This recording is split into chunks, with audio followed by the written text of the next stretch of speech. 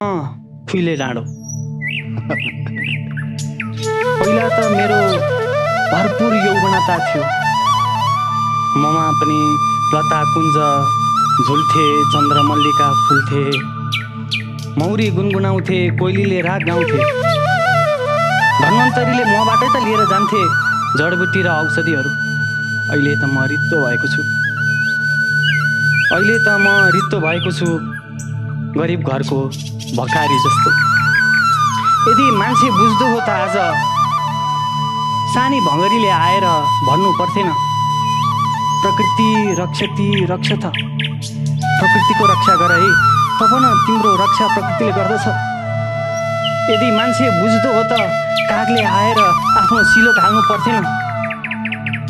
संसारी धन खोज्न छटपटी रहे, बिर्सेर सच्चा धन माया मोहर जालको अनलमा जल्दै गयो जीवन।